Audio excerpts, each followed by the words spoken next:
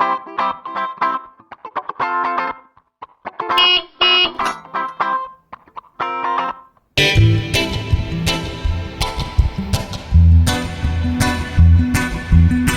guys, today I'm going to be doing an unboxing and a review of the Joyor XR9 scooter. Recently New York State changed some laws and made it legal to ride these things on certain roads. And so I decided to buy one and give it a try. I used to ride motorcycle several years ago and I kind of miss it, and I want to be able to go on bike trails and roads and things like that without the hassle of getting a license and everything else. So here we go. I'm going to well, let me tell you a little bit about it. I decided to go with the XR9 because it has a whopping huge 26,000 mAh lithium battery. It has 500 watt hub motor. That is German technology. I'm thinking Bosch, but I'm not sure. And it can go 30 miles per hour, and a battery lasts up to 50 miles. So I think I can have a whole lot of fun with this thing. So I ordered it about 2.5 weeks ago. The website said that it would come to me within 2 to 5 days. Unfortunately, there were delays. It was coming from Houston, Texas, and there were delays with customs there and the coronavirus situation. So I ended up getting it in roughly about 18 days because of that situation. So it wasn't 2 to 5 days, but I got it. It's here. It came yesterday. So now I'm going to open up the box and see how it looks. Okay? Let's see what we got here. It's fairly well packed. The styrofoam is a little broken. Let's see.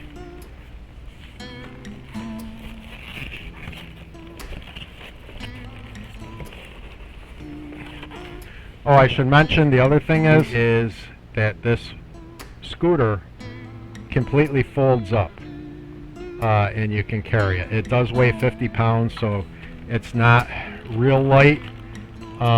Most of that weight is in the battery.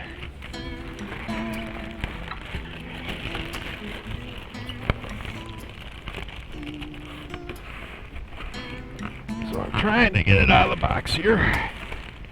Oh. Got something here. Oh, they threw in a bag for it. I wasn't expecting that. It comes with a bag, carry bag for it. That's a surprise.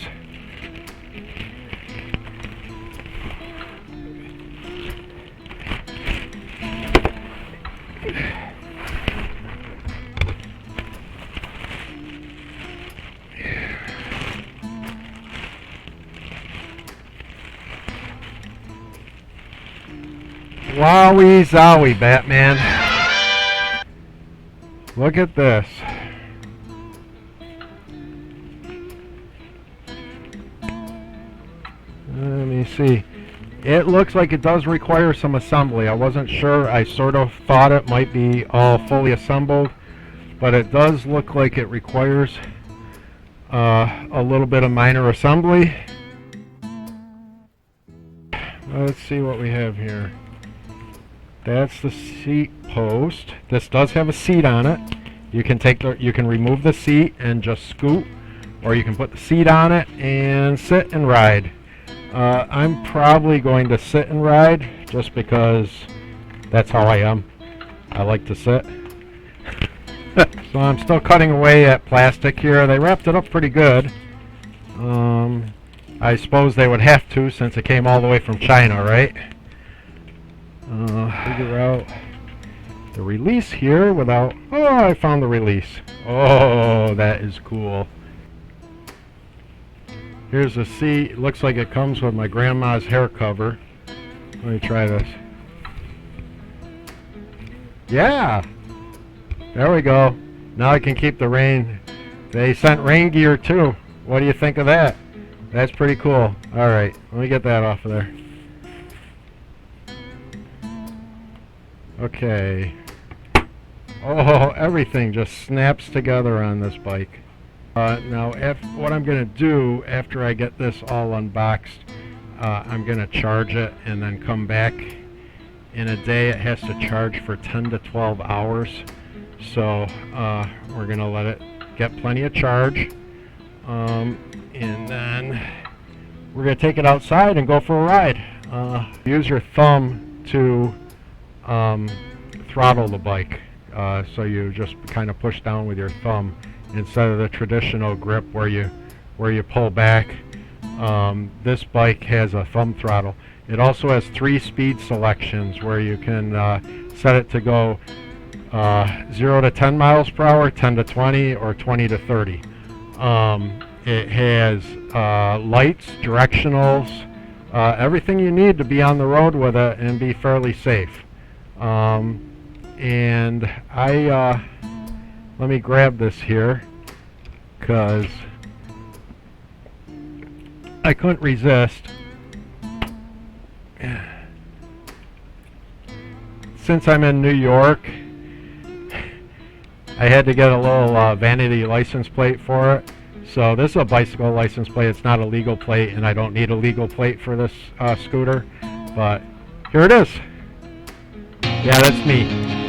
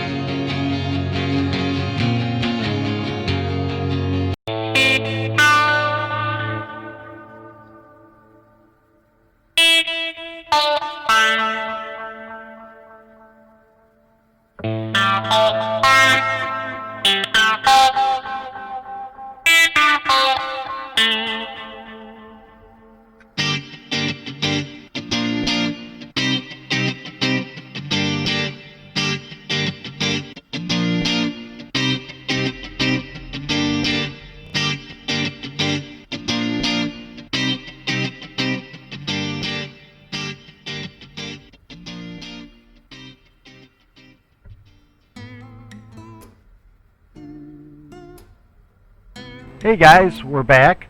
The scooter's fully charged now, and we're going to take it for a test drive. Did you see how quickly that I was able to pull that out of the trunk and unfold it? That is a great feature of this scooter, is that it can fold down and fit in your trunk so that you can kind of take it anywhere. We're going to take it around the parking lot a little bit and warm it up and test it out and see how it does. So here we are, just doing a few circles and figure eights and bringing it up to speed and stopping. And this scooter has 10-inch wheels on it, or 10-inch tires I should say. It has front and back disc brakes that can stop really quickly if you need to. The throttle I mentioned earlier was a thumb throttle, but I found that it's actually easier to use your index finger to operate it. All the controls are right within your reach. It's a lot of fun to ride. I have a couple negatives to say about it later, but all in all, it's a really solid scooter. It's made out of aluminum, aerospace aluminum. It has Samsung batteries. And I'm really impressed.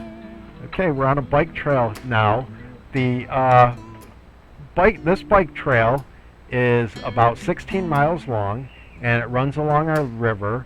A lot of it's paved like this. Some of it is compressed stone.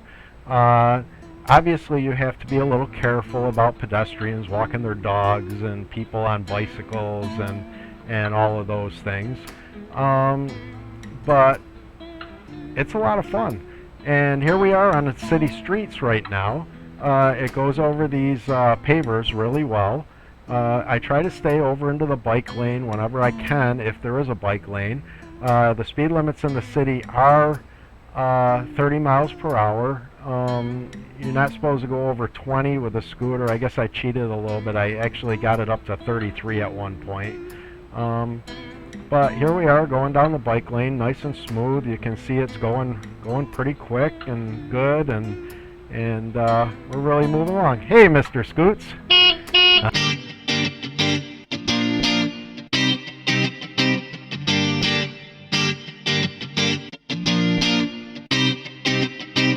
Okay, enough of that. Now let's get down to the good, the bad, and the ugly. The ugly being my posterior hanging off the back of that scooter. Okay, let's talk about the good. What's not to like about a battery that lasts for 50 miles on a scooter that can go 30 miles per hour with a heavy guy like me riding it? Those are major pluses.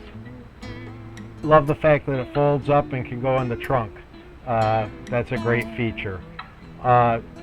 Fantastic that I didn't have to adjust the brakes or anything on this scooter.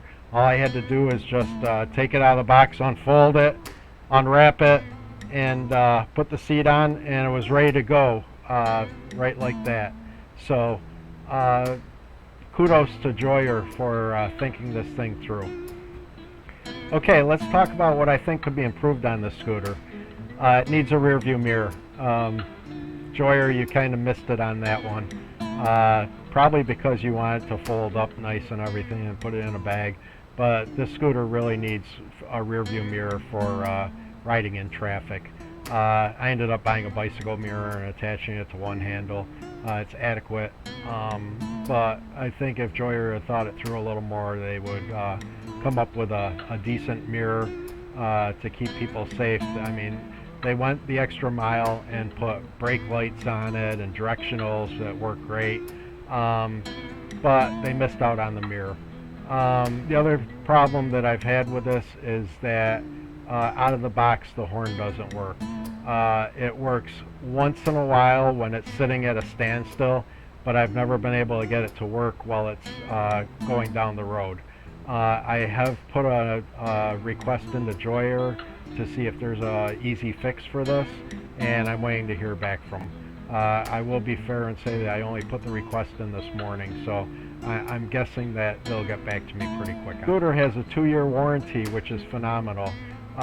They say that the battery will last up to 3 years. It seems to me like the battery should last longer than that. Maybe they're considering it if you're driving it every day.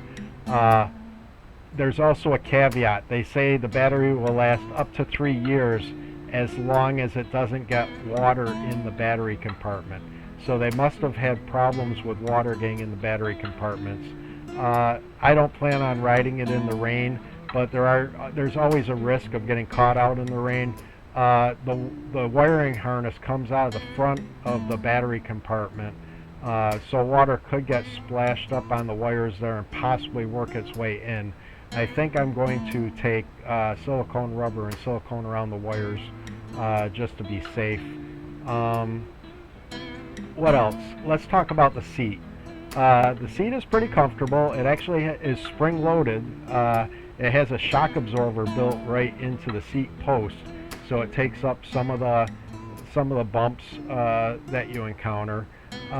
It could be a little more comfortable. I get a little tired after riding for a while, but other than that, comfort-wise, it's pretty good. What I don't care for is the clamp that holds the seat post in place. You have to really crank that clamp down, especially with someone heavier like me, to get the seat post so that it doesn't slide down while you're riding it. I have been able to do that. I can crank it down tight enough so that it doesn't slide down, but not everybody possibly has the strength to do that. Let's talk about the directionals. Directionals are great. It has lights in the front and the back that flash when you're turning. I'm not crazy about the switch. I kind of wish that it had a spring return, or else two LEDs that would light up depending on whether you flip the switch to the left or the right. If it had LEDs that blinked along with your directionals right there above the switch, it would be a lot easier to remember to cancel it. I found myself several times turning corners and then forgetting that I had the directionals on. So it would be advantageous to improve on that a little bit. Okay guys, that's a wrap. I really enjoyed making this video review of the Joyor XR9 scooter. I hope you enjoyed it too. If you did enjoy it, please subscribe to my channel and leave me a like, and also leave me your comments down below. I'd love to hear from you. Okay? Thanks. Bye.